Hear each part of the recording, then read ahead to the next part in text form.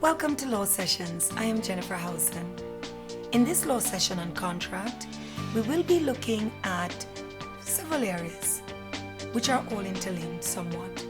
We will of course be considering privity, we will consider illegality, we will look at public policy, and we will also look at the capacity to contract.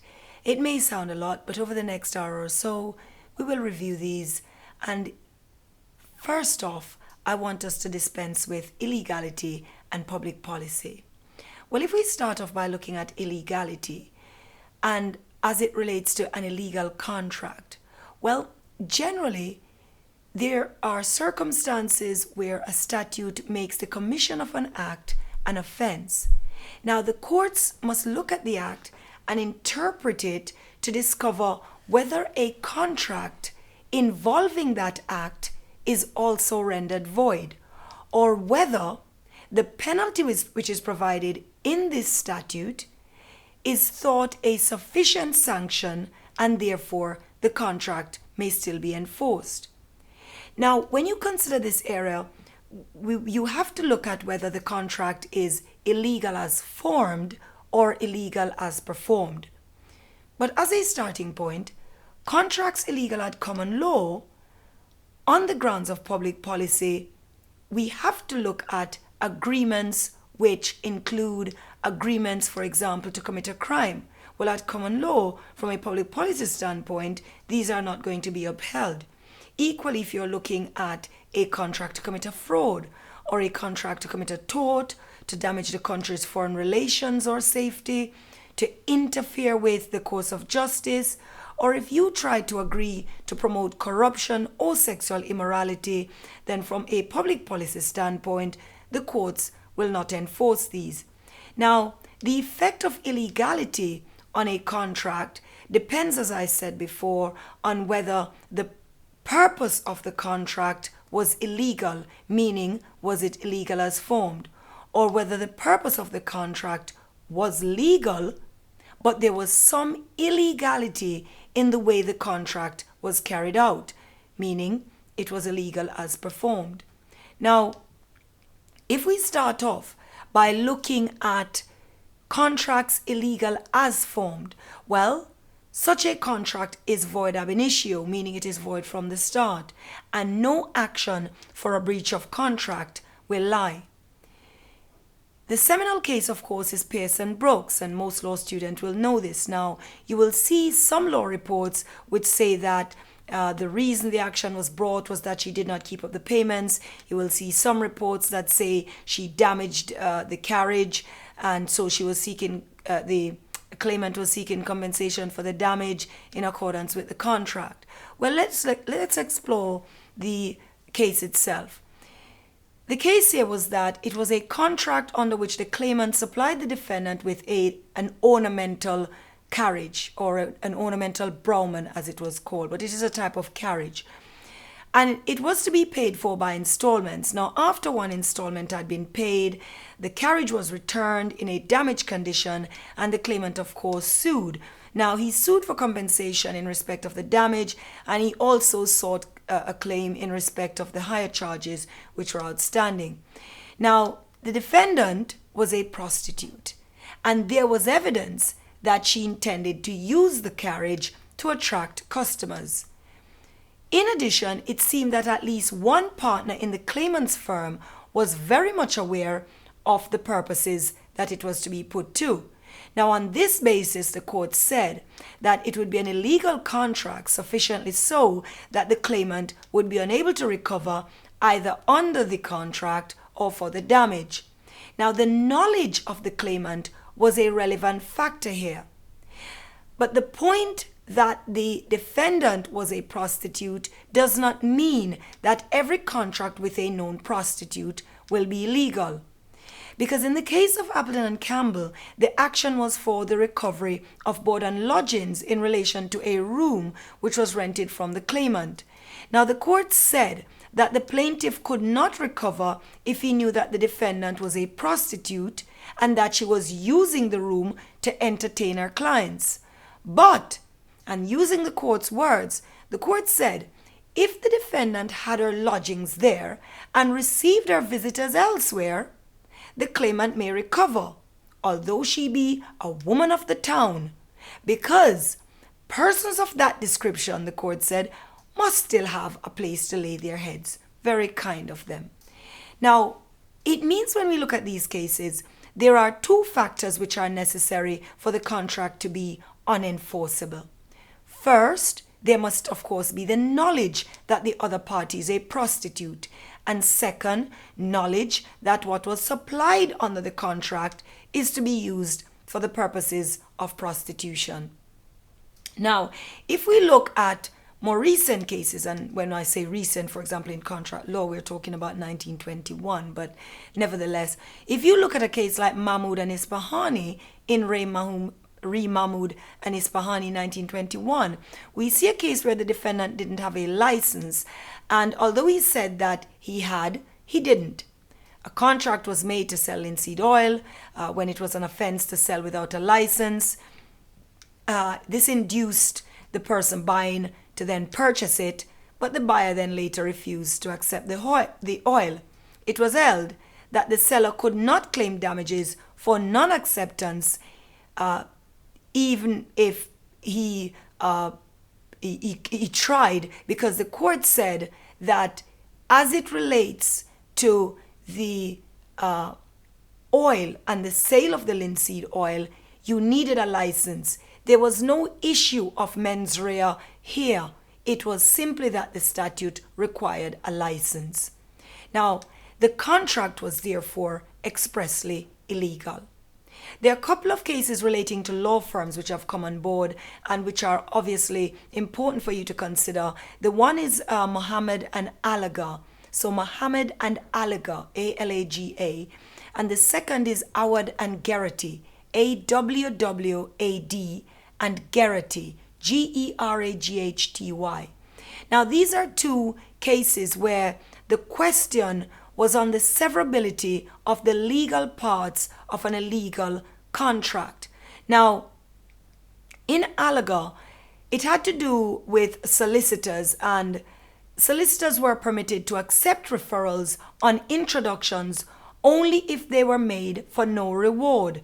So, in England, if you're going to refer somebody to a lawyer, it is illegal for that solicitor, that lawyer, to accept money for that referral. It still is.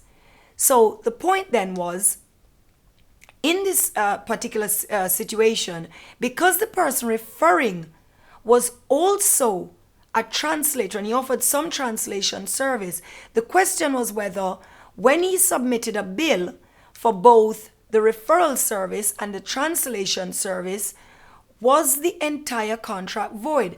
And the courts in that case sought to separate the illegal part of it from the legal part of it.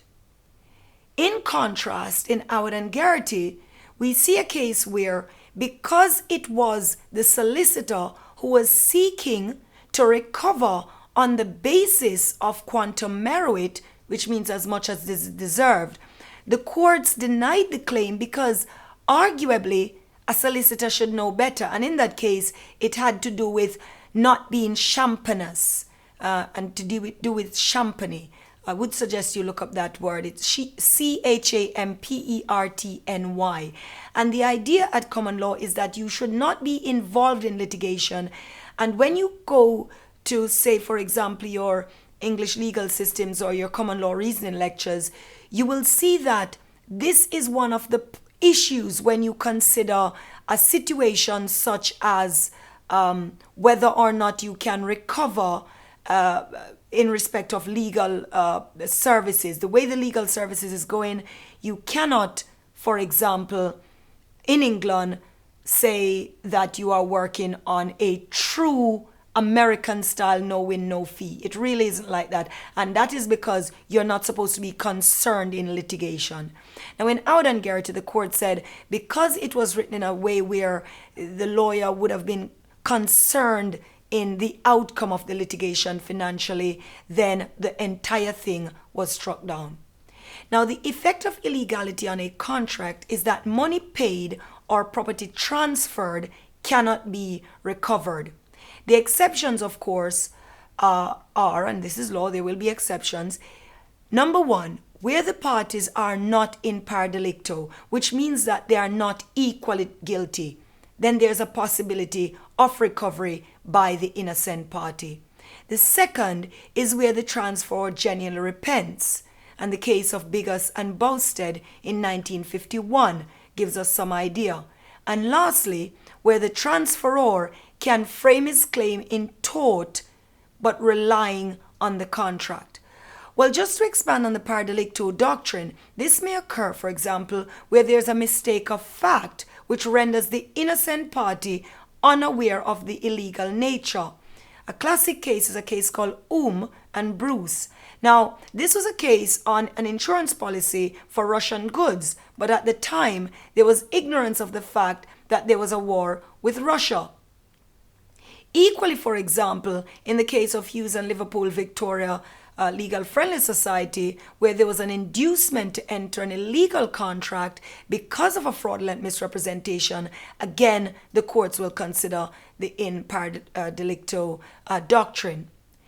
Certainly in those situations, it goes against the general rule, and monies paid or property transferred may in fact be recoverable. So collateral contracts are also one of the final types of contracts where if it is tainted with illegality, it may equally be void. That, of course, deals with contracts illegal as formed. The other type of illegal contracts are contracts which are illegal as performed or illegal in their performance. Now, the common law's position, of course, is that the innocent party may enforce the contract.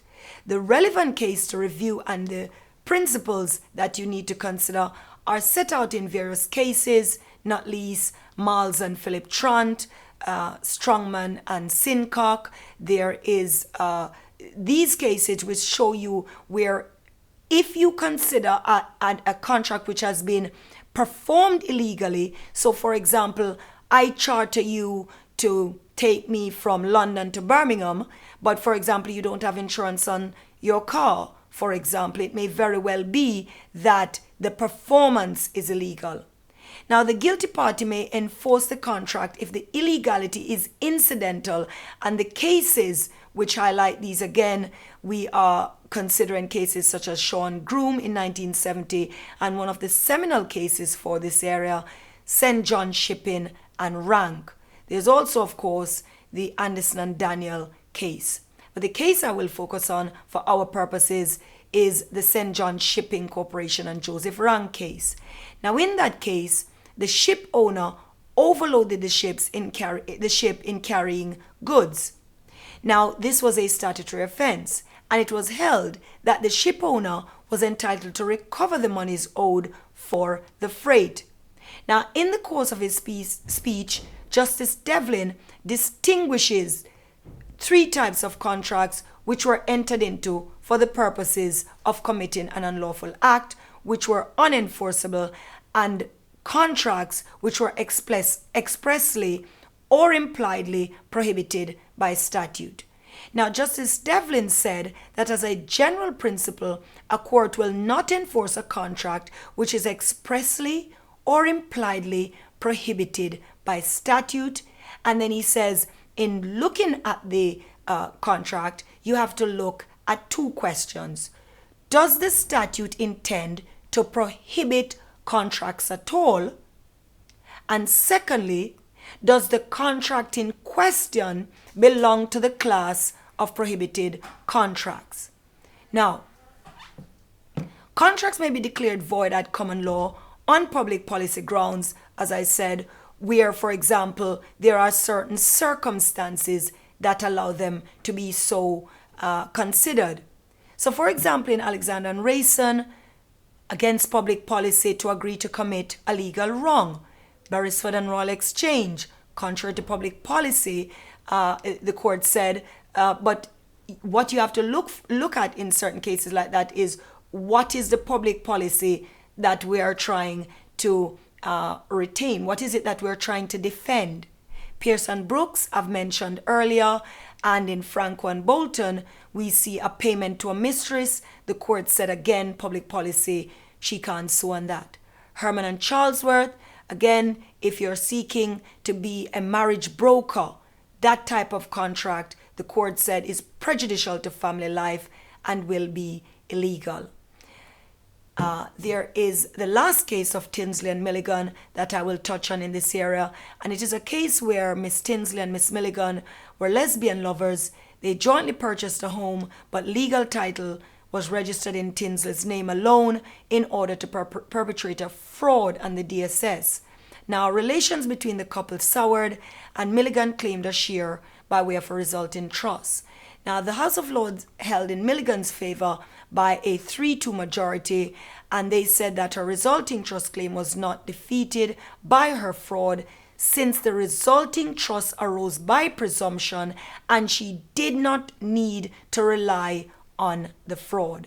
Now, if it is that you get to the point where the contract is void because of illegality, then no action for a breach can lie, and monies paid or property transferred can be recovered, and a collateral contract may also be enforced. Now, we will take a short break, and when we return, we will continue by exploring restraint of trade clauses, and also we will look how these clauses affect contractual relationships. We'll take a short break.